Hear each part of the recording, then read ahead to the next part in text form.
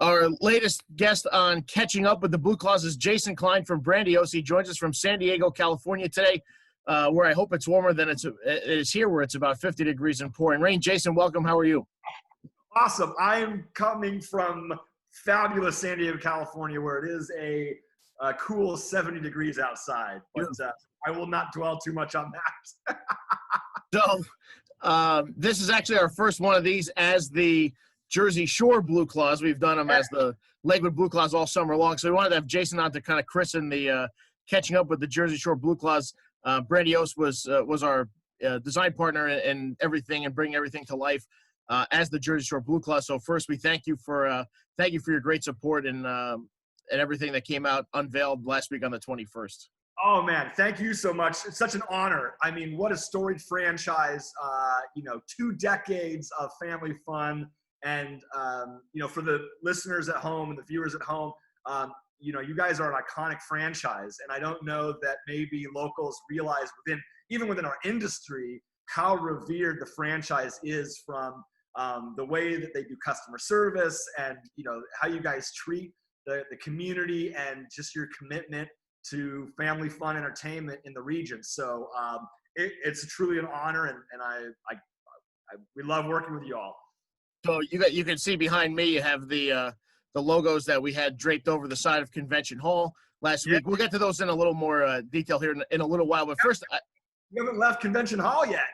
I wish I'm still there. No, I'm in my office. This beautiful technology here in 2020. But we'll get to those in a little more detail in a minute. But first, how did you personally and how did your firm kind of get into this business in the first place?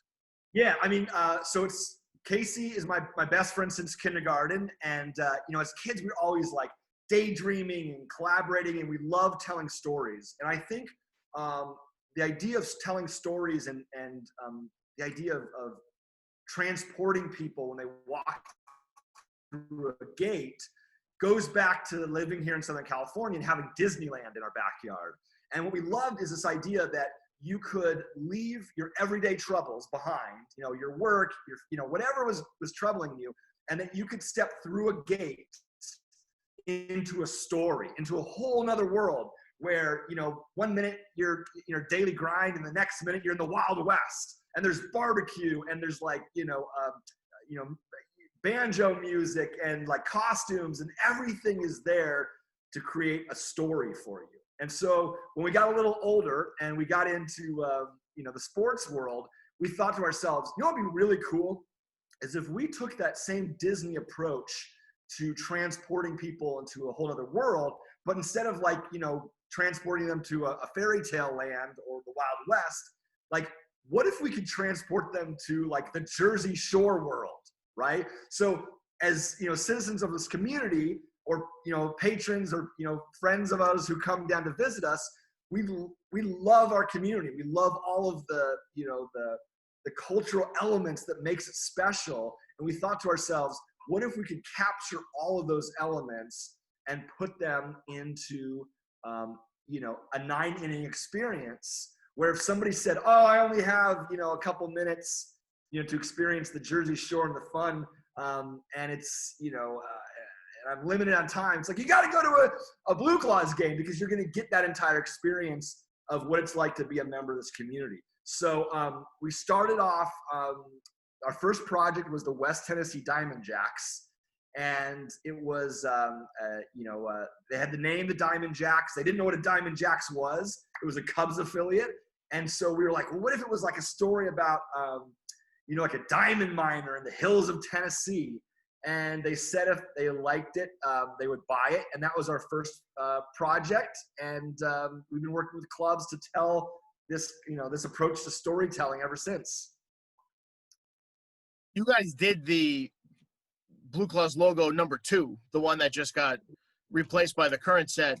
You didn't do the original one, but you did the last one. Now, this was a little different because there was a name change involved. BlueClaws stayed the same, obviously switching over to Jersey Shore. Sometimes you do them where you're starting from complete scratch. So, in this case here with the name change, or how does your process change when you're not changing the team nickname, maybe only changing the geographical identity?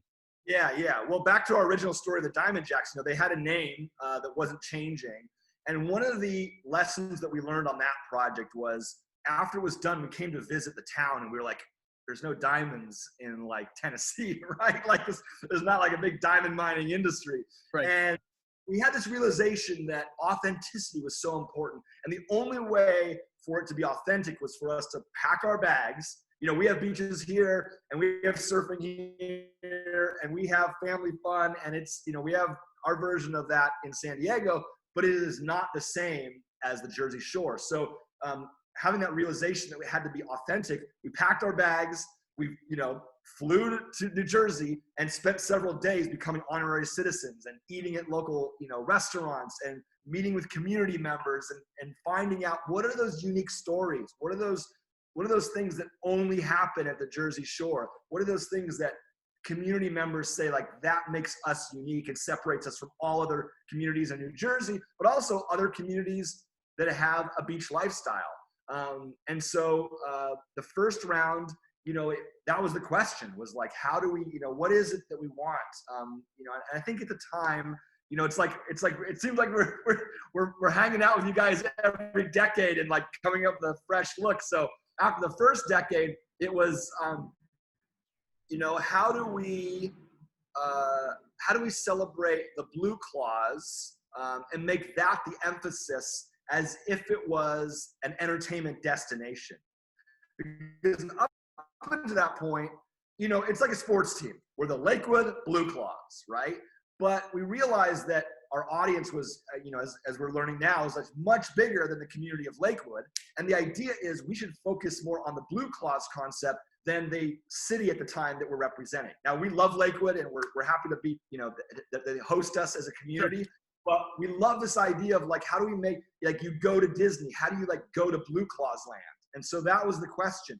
And I think at the time it was, let's create something that's a little more, a little more tough, a little more tenacity, and let's celebrate, the brand. So that was the first round. This time we realized the lifestyle was really what we wanted to celebrate. So it wasn't just moving from the first logo to something a little more sporty and tenacious, as we like to say. But now let's move even farther and celebrate the lifestyle, And we had a lot of conversations about who is the audience. Is the audience people who we love that come and visit and celebrate in our towns and come from, New York and Pennsylvania and Connecticut and other parts of New Jersey? Absolutely. But it was really important that we celebrated the brand in a way that identified with locals first. So we kept on saying that. We want to really focus on locals. If you're from another part of America and you're coming to celebrate your vacation at the Jersey Shore, great.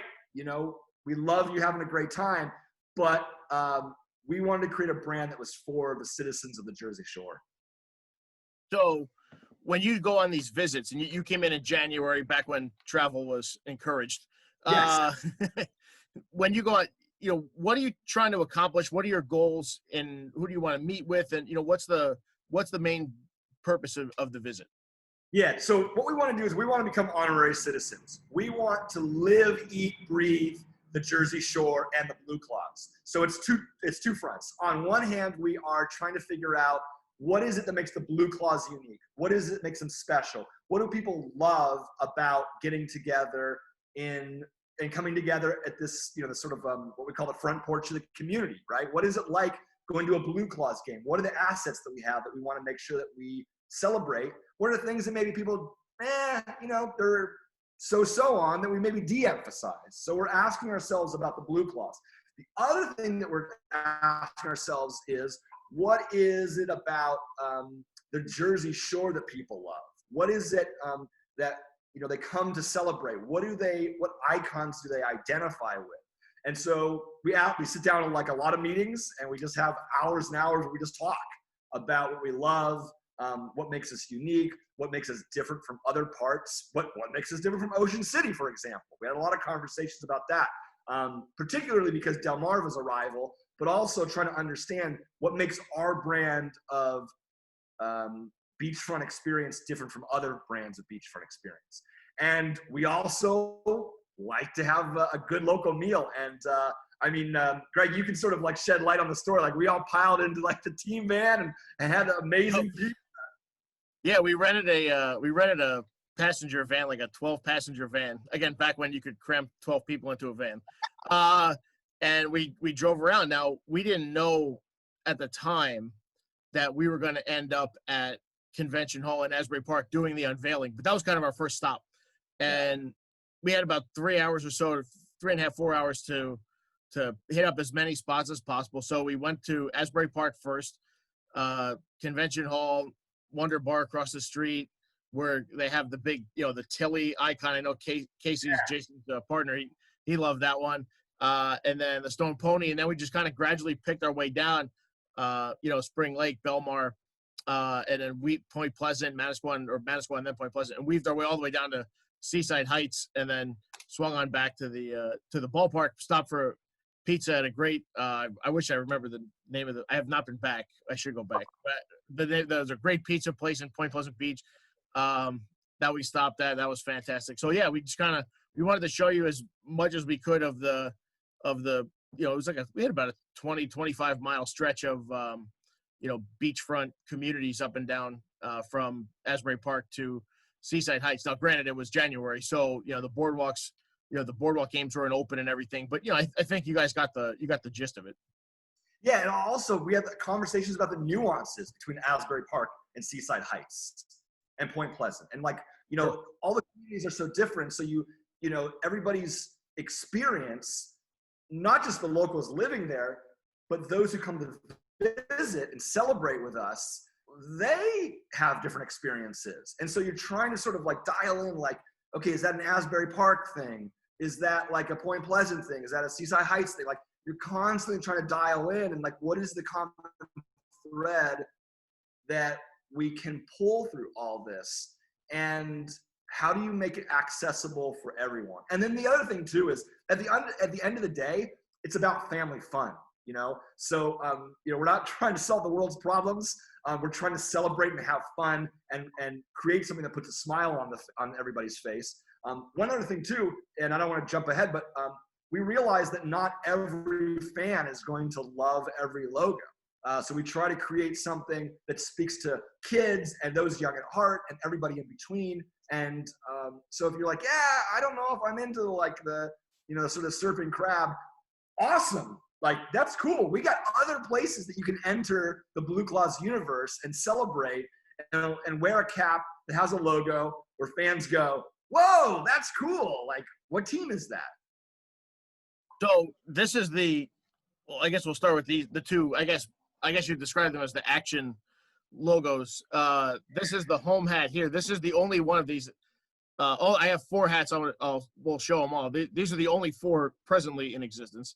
If you are watching this and would like one, you go to blueclaws.com/shop, and we're doing the pre-orders for the home hat, or for all the on-field fitted caps that'll come in around February. We do have some non-on-field versions, but similar hats from New Era in the team store now, the domestic ones. But and I'm going to jump in there. If you want the authentic, just to sort of explain the process a little bit, is that when we design the caps, it's not just about designing a logo. Everything that we design is for embroidery.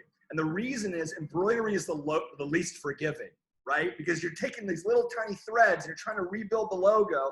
And sometimes if it's a polo shirt, you might have a couple of inches. So, a lot of times we get the question why are the lines, thick in sports logos? And the reason is they have to be applied to a lot of different applications, and embroidery is the least forgiving. So you want to have it, the lines thick enough that if it's the logo small, that it absolutely, registers. The other thing that I would add to it is back in the old days, you would just embroider, a logo onto a cap. But now with the introduction of this 3D technology, it's logos are not now like sculpture, right? Because you can have different levels of raisedness. And Greg, if you can show that cap, from the side, you can see how it comes up. It's a 1/4 inch off the hat. So you have basically 3 layers: the regular hat, the first layer, which is see the the claw here, but then the body part,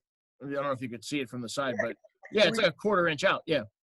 Yeah. So it's almost like an animated character where it jumps off the cap. And we learned that by going up to New Era. New Era is the official cap of minor league baseball. We spent 2 days like learning like the process and how it's made. And what you'll be fascinated to know is underneath that is a piece of foam rubber.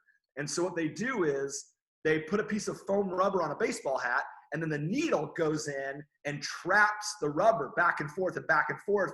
And then as it's trapping it, it's also perforating the rubber so it just kind of peels off the excess, when it's not done. So if you were to take like a Phillies hat and sort of take like a little knife and, and cut up your Phillies hat, a bunch of rubber would spill out of that pea. Now we were like, well, there's different levels of rubber, so we can kind of create that sculptural element. So when we design a logo, we're not just thinking about the logo, we're also thinking about how is it going to look on a New Era cap? How is it going to be 3D?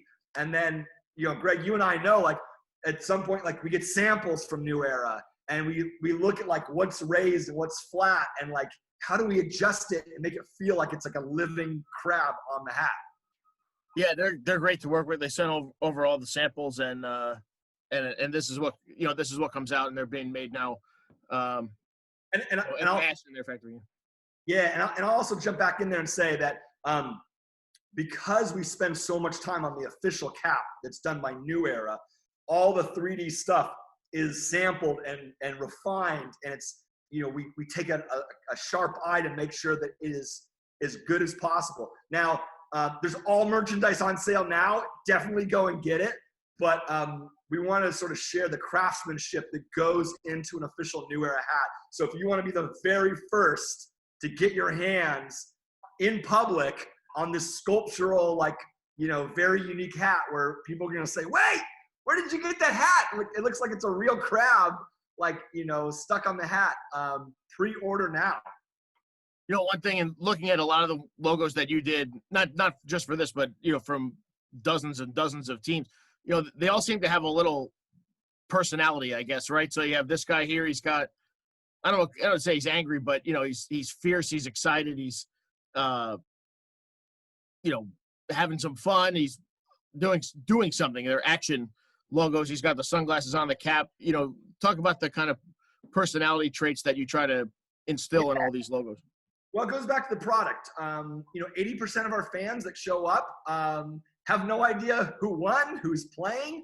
They just want a great time. And that's what's great about minor league baseball. We joked that we threw a party and a baseball game broke out. And it's a great place where you can meet old friends, and you can, have a good time and know that your kids are safe to run around and play on the playground.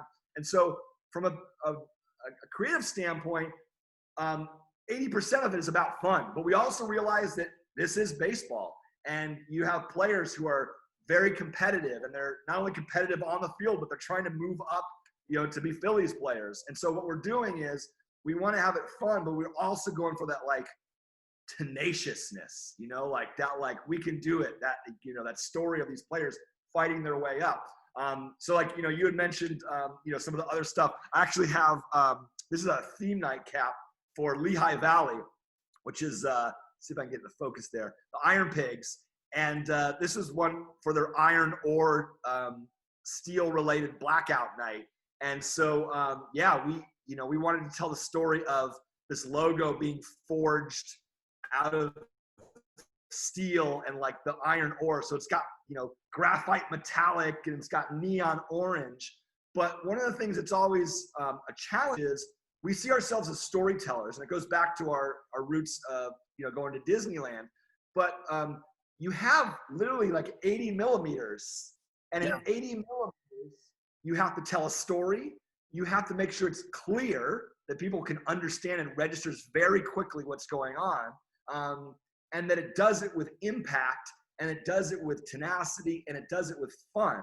And so you're trying to figure out, how do I tell the story with the least amount of elements? Because the more elements you get, the smaller it gets, the more messy it gets with the embroidery. So you want to make it clear. How do you tell that story? How do you do it with impact? How do you do it in 80 millimeters What sort of things do you emphasize? What sort of things do you hide? How do you, make it fun and then also give that tenacity of baseball? So it is definitely a challenge and an art form. This is the yellow, the BP cap, which is, I guess, kind of like the brother of the serving crab. This one came out great too. Obviously, you have the boogie board, just kind of an alternate activity. This guy put his sunglasses on as he's running towards the beach. More, he's excited. He's heading out to maybe the waves are good that day. He's heading out there. It's a beautiful day at the beach, coming over a BlueClaws game, and he's heading out there. This one came out great too. Yeah, one thing too is a great design that we think about is the silhouette. What does the outline look like if you just have a shadow? Does it still register as a crab? Does it still register as a surfboard? So we're always thinking too, as we look at the color versions, that's great, but a good impactful logo and making it able to read quickly is being able to look at the outline and go, oh, it's a crab, I get it. So, and then, part of the whole brand, you take these little elements from the logo and then, we can, or the story, and then we kind of build them in to other elements, and you'll see them in the stadium when we get to a season. So for example, see the boogie board here. And I don't think I showed you this yet, but this is our new business card. So there you go. Yeah. So we turned the boogie board from the crab into the cutout business card for all of our staff. And there'll be other nooks and crannies that you guys will see. The fans will see it, as we start to roll everything out and certainly get some folks into the ballpark. And I love that, because when we think about building a brand, and I know that, Greg, your staff is incredible and shares this, we think about how do we tell the story to every single detail, and how do we wow the person that we're coming in contact with? Because that's really what we're trying to do. We want to wow our fans. We want to wow our partners. And when somebody walks in, they're like, oh yeah, here's my business card. It's 2 inches by 3 inches, like every other business card that you've ever seen. Then all of a sudden it's like, it doesn't make a memory. But when Greg walks in, he goes, here's my boogie board business card. People go, wow, that's amazing. That's cool. You guys are in the fun business. And so that's what I love about that. And the other thing too is, and I would guess the boogie board might be a little bit bigger. So if you put it in a wallet, it's going to stick out. It will. It's it fits in a holder. It's a typical size, but you'll notice it because of the cutout. But yeah, it's not gonna stick. It's usable as a typical size. It won't. We just want to make sure that, when you're going through your business cards, everybody goes, yeah, I got 50 business cards, and then I got my cool boogie board business card. Yeah, it'll stick out for sure. It'll stick out for sure. That's now, amazing. the first two hats that we showed you were, very obviously they were from the same family. You talked about before how, every hat, every logo is not for everybody. Yeah. So then you come up with a kind of an alternate one like this, and this will be on the road hat. So the players will wear it when they're, on the road. Obviously, we saw them here at the store, of course, but this is kind of your faux back, older looking crab. And then this one is the one that has the baseball seams. The other two don't have a baseball emblem on them. This one does. Yeah. And, part of it is we want something for everybody. We want something for baseball purists. Sometimes people will say, I want to buy that hat. I want to buy that Jersey Shore BlueClaws crab cap, but they don't say, I'm not a baseball fan. Well, then, sometimes we don't have baseball stuff on it so that people don't feel like they have, they're not baseball fans. Great. We still want them to support the community team. The other thing that we think about, especially on the road, is when the team is on the road, they are ambassadors for our community. They are if you're, in, I don't know, Charleston, West Virginia, right? And all of a sudden the Jersey Shore brand comes to town, right? That has all kinds of mythological, and aspirational stories attached to it. In a way people go, oh man, I've always wanted to go to the shore. And so in a lot of ways, it's a marketing campaign to wear road uniforms, to celebrate our community in other communities, but also, heck, we want people in other communities to buy, and celebrate the Jersey Shore. We want them to buy our hats. And if I can get a a 7-year-old girl, in West Virginia to go, she's at a game having fun. Then she goes, oh my gosh, that's a cool crab hat. I want to get that, right? It's great because not only obviously are they other communities investing in the BlueClaws, but it's also cool because they're going to have that memory for years. And they're going to remember that hat they had as a child that represented this place called the Jersey Shore. And their parents are going to talk about the one time that they went and how great it was. And so, we are celebrating the Jersey Shore for generations. And we're always thinking about our road caps and uniforms and how they tell our story. That goes back to one of the reasons why we've made this switch in the first place, and that was embracing the entirety of the community, because the community, meaning the shore community, has supported the BlueClaws over the last over the last 2 decades. One of the freeholders that was at the event represents Monmouth County, which is the county just to the north of us. And he said that we've always kind of wanted a minor league baseball team of our own, and now we kind of have one, in the Jersey Shore BlueClaws. So that was one of the reasons. It was certainly looking for the BlueClaws to embrace the community that has supported us over the last 20 years. I love that. Yeah.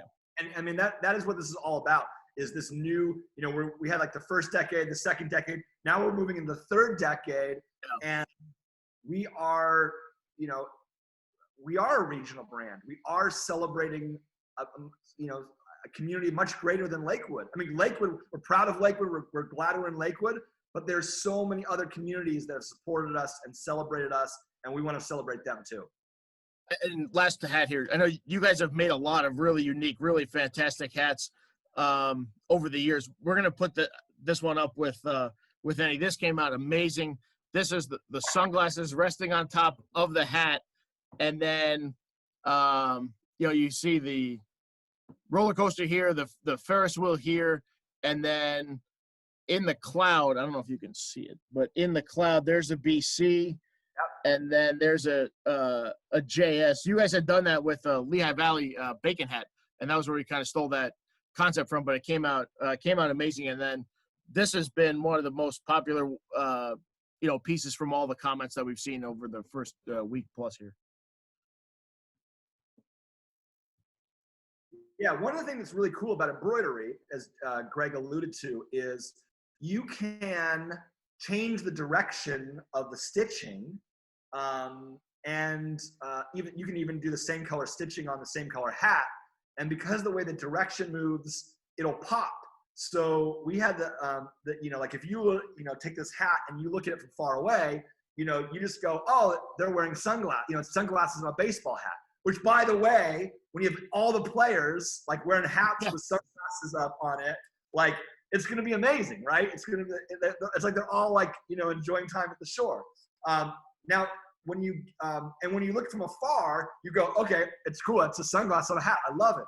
But as you start to walk closer, you get to 10 feet, right? You get to 5 feet. You get to 2 feet, even up to like 2 inches. More parts of the shore reveal themselves. So whether it's the roller coaster or the Ferris wheel, or you get closer and you go, oh, there's a little Easter egg in there. It's the J and the F are hidden in there. I didn't see that. That is what we love about this hat. We love trying things that have never been done before. We love doing first. We love breaking new ground. And we love creating hats where you get one message when you're about 10 feet away, and then you get another message when you get a little closer. And then you get like 2 inches away and you go, oh, there's always these little surprises along the way. Let me ask you about color. So obviously the BlueClaws are the BlueClaws. It says blue, so there's going to be blue involved. What about some of the other colors that are kind of, there's the red hat, and then obviously the yellow, stands out. How do you try to differentiate everything on the hats and in the logos themselves to kind of be unique and pop? Yeah, that's great. So from a production standpoint, we're always trying to get in the 3 to maybe max 5 color range. Just because you just don't, it's not a Bob Ross painting. You want to have a few amount of colors, and that's from simplicity standpoint, so people know what your team colors are. But it's also, it gets expensive the more colors you have, and you want a few colors. So we're always thinking, okay, well, what are those 3 to 4 or 5 colors going to be? As you mentioned, when you are the BlueClaws, you got to have blue in there. So sometimes, like the El Paso Chihuahuas, right? There's white Chihuahuas and brown Chihuahuas and tan Chihuahuas and black Chihuahuas, but people think of a Chihuahua as being tan. So there's certain colors where if you want a quick read or it's in your name, those are locked in pretty early. We also have to think about things like, when you're in the Phillies system, all the players wear red shoes. They have red spikes. So you have to realize that, okay, well, if they're all going to wear, red shoes at whatever, level they're going to be at, then we probably need to get red in there. Okay, so now red's in there. So you have red and blue. And we wanted to create some dimension. So then we had two different blues.